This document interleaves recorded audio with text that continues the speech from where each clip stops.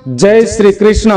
दोस्तों, वर्तमान समय में हम जिस युग में जी रहे हैं उसे कलियुग कहा जाता है।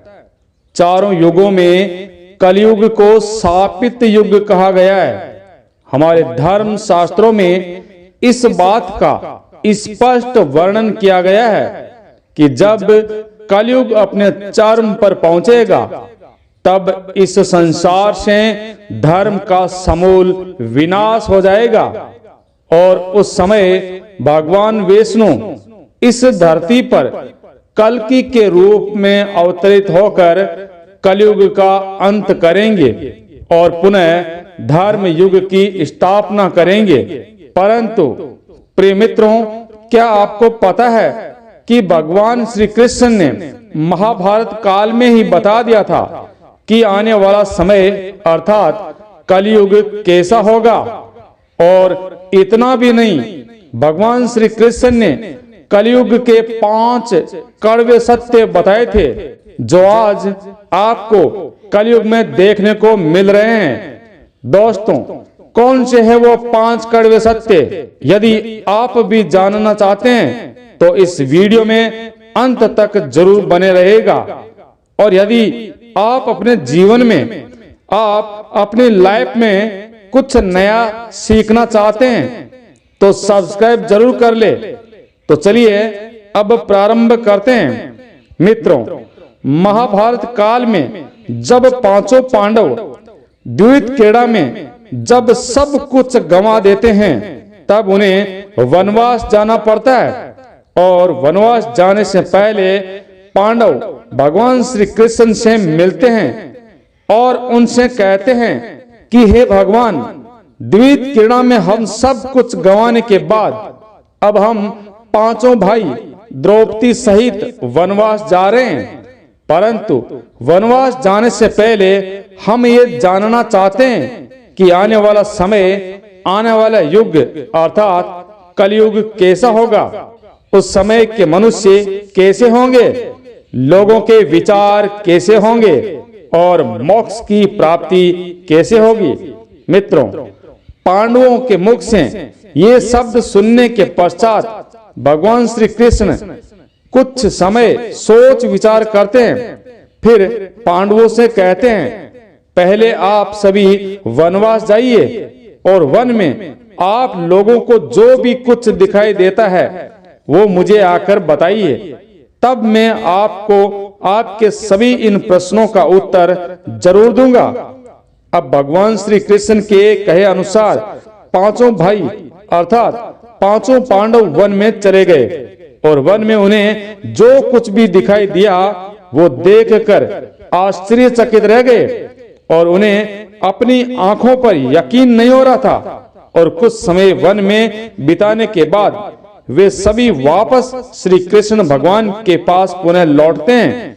परंतु इस बार पांडवों के मस्तिष्क पर घोर निराशा अर्थात शिकन था और ऐसा लगता था कि उन्हें कोई घोर संकट ने घेर लिया हो और वो किसी उलझन में नजर आ रहे थे। जब भगवान श्री कृष्ण ने पांडवों की ऐसी दशा देखी तो उनसे रहा नहीं गया और भगवान ने कहा, आप सभी किस प्रकार की सोच में डूबे हुए हैं, हमें बताइए। यदि संभव होगा तो हम उनका समाधान अवश्य ही करेंगे। भगवान श्री कृष्ण के मुख से ये बात सुनकर पांडव पुत्र धर्मराज युधिष्ठिर ने दोनों हाथ जोड़ते हुए कहा, हे माधव, हमारी शंका वन में देखे गए उन दृश्यों को लेकर है जिसकी कल्पना हमने स्वप्न में भी नहीं की थी। इस पर भगवान श्री कृष्ण कहते हैं, आप सभी एक एक करके जरा मुझे विस्तार से बताए कि आपने वन में क्या देखा। और तभी धर्मराज युधिष्ठिर सबसे पहले कहते हैं कि हे केशव, हम सभी पांडव भाई वन में जाने के बाद अलग अलग दिशाओं में निकल गए थे और जब मैं अकेला वन में भ्रमण कर रहा था तो मैंने वन में 2 सूंड वाले एक विशालकाय हाथी को देखा। अब आप मेरी इस शंका को दूर कीजिए कि भला एक हाथी के 2 सूंड कैसे हो सकते हैं। तब अर्जुन की बारी आती है और अर्जुन कहते हैं कि उन्होंने वन में एक ऐसे पक्षी को देखा जिसके पंखों पर वेदों की ऋचाएं लिखी गई थी और वो एक मुर्दे का मांस खा रहा था। अब अर्जुन के बाद महाबली भीम बताते हैं कि उन्होंने वन में एक ऐसी गाय को देखा जो अपने बछड़े के जन्म के बाद उसे इतना चाट रही थी कि उसके शरीर से खून निकलने लगता है। और ये देखकर मैं हैरान रह गया कि कोई माता अपने बच्चे के साथ ऐसा कैसे कर सकती है। अब भगवान श्री कृष्ण सहदेव से पूछते हैं कि हे सहदेव, तुमने वन में क्या देखा। तब सहदेव कहते हैं कि मैंने वन में एक जगह बहुत सारे कुएं देखे, जिसमें हैरान कर देने वाली बात यह थी कि जहां आसपास के सभी कुओं में पानी भरा था, वहीं पर बीच का कुआं अत्यंत गहरा होने पर भी पूरा खाली था। ऐसा कैसे संभव है। अब नकुल की बारी आती है और नकुल कहते हैं कि जब वे वन में भ्रमण कर रहे थे तब उन्होंने एक भारी चट्टान को पर्वत से लुढ़कते हुए देखा और वो चट्टान न जाने कितने ही विशाल शिलाओं से टकराती है, पर उसे कोई रोक नहीं पाता। परंतु अंत में एक छोटे पौधे के मात्र स्पर्श से वो चट्टान रुक जाती है। मित्रों, अब युधिष्ठिर भगवान श्री कृष्ण से कहते हैं कि हे केशव, हम भाइयों ने जो कुछ भी वन में देखा वो सारा विस्तार पूर्वक आपको बता दिया है। अब आप हमारी शंकाओं को दूर करते हुए इन सभी दृश्यों का अर्थ बताइए। तब भगवान श्री कृष्ण धर्मराज युधिष्ठिर से कहते हैं कि हे धर्मराज, जैसा कि आपने बताया कि आप 2 सूंड वाले हाथी को देखकर सोच में पड़ गए हैं, लेकिन धर्मराज, इसमें हैरान होने वाली बात नहीं है, क्योंकि कलयुग में ऐसे ही लोग राज करेंगे जो बोलेंगे कुछ और करेंगे कुछ और। इनके मन में कुछ और कर्म में कुछ और होगा। ये लोग शोषण करने का एक भी मौका हाथ से जाने नहीं देंगे। ये बस अपने हित की ही बात सोचेंगे। और अब भगवान श्री कृष्ण अर्जुन से कहते हैं, हे पांडुपुत्र अर्जुन, तुमने वन में एक ऐसे पक्षी को देखा जिसके पंखों पर वेद की ऋचाएं लिखी हुई थी, लेकिन वो मुर्दे का मांस खा रहा था।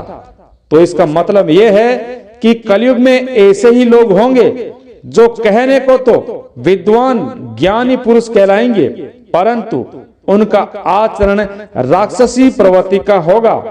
उनके मन में हमेशा यही रहेगा कि जल्दी ही किसी की मृत्यु हो और उनकी संपत्ति का मालिक वो स्वयं बन जाएगा।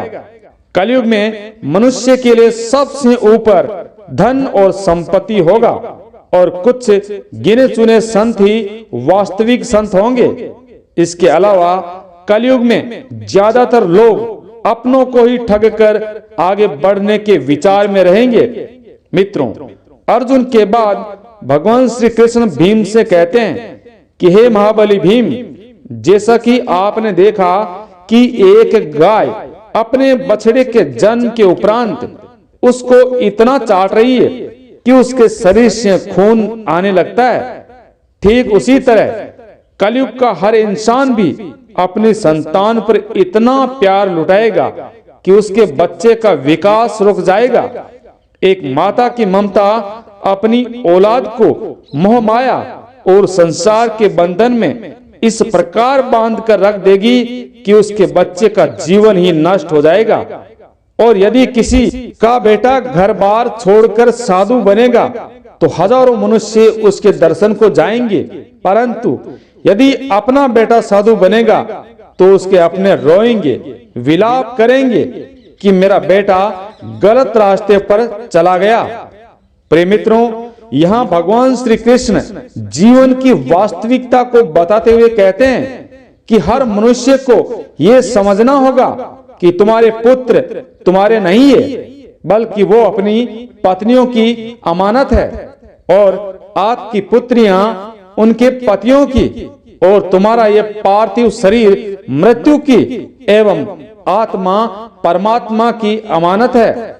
अब इसके बाद भगवान श्री कृष्ण सहदेव से कहते हैं कि हे सहदेव, जैसा कि तुमने वन में देखा कि एक साथ कहीं कुएं थे, परंतु सिर्फ बीच वाला कुआं ही खाली था। इसका मतलब यह है कि कलयुग में धनी व्यक्ति अपनी खुशी के लिए अपने यहाँ विवाह उत्सवों में अत्यंत खर्च करेगा, परंतु अपने आसपास के गरीब पड़ोसियों की मदद कभी नहीं करेंगे, फिर चाहे वो गरीब उनका अपना सगा ही क्यों ना हो। अपनी मौज मस्ती के लिए, खुद के आनंद के लिए वे शराब, कबाब, तरह तरह के शौक संसाधनों के साथ साथ फैशन में पैसे उड़ाएंगे। कलयुग में औरतें निर्वस्त्र मंच पर नृत्य करेगी, उन्हें शर्म का एहसास तक नहीं होगा, और लोग उन पर बेशुमार दौलत उड़ाएंगे, बल्कि किसी गरीब के आंसू नहीं पहुंचेंगे, और उनकी मदद करना वो अपना कर्तव्य नहीं समझेंगे।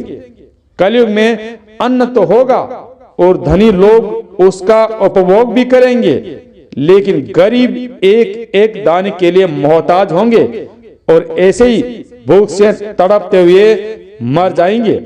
भगवान श्री कृष्ण की सभी बातें सुनकर पांचों पांडव दुखी हो जाते हैं, लेकिन इस कटु सत्य के सामने कौन क्या कर सकता है। और अब भगवान श्री कृष्ण नकुल से कहते हैं कि हे नकुल, जैसा कि तुमने देखा एक विशाल काय चट्टान कई वृक्षों को एवं चट्टानों को चकनाचूर करती हुई, टकराती हुई नीचे की ओर आती है, परंतु कोई भी उसे रोक नहीं पाता।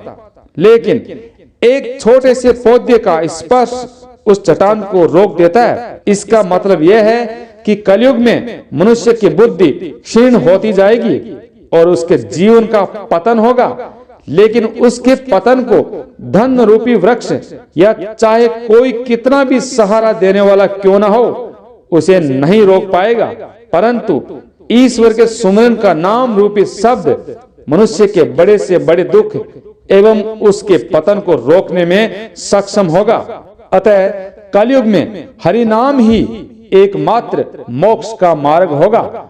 यदि व्यक्ति धन का लालच छोड़कर ईश्वर के ध्यान एवं भगवान की भक्ति में रम जाएगा, ईश्वर का सुमिरन एवं हरि नाम का जाप करेगा, तो निश्चय ही उसे कोई दुख एवं तकलीफ कभी नहीं होगी, और मृत्यु उपरांत भी उसे भगवान की शरण मिलेगी। प्रिय मित्रों, यदि आप ध्यान पूर्वक देखेंगे तो आप पाएंगे कि भगवान श्री कृष्ण द्वारा बताए ये 5 कड़वे सत्य आज कलयुग में सत्य होते हुए नजर आ रहे हैं। ऐसे में यदि आप भी अपने जीवन की सभी समस्याओं, सभी तकलीफ को दूर करना चाहते हैं, तो आज से ही अपने नित्य कर्म के पश्चात उचित कर्म करते हुए ईश्वर की भक्ति में लग जाए और स्वयं को जानकर ईश्वर की कृपा के पात्र बने, ताकि आपका जीवन सफल हो सके। जय श्री कृष्णा। राधे राधे।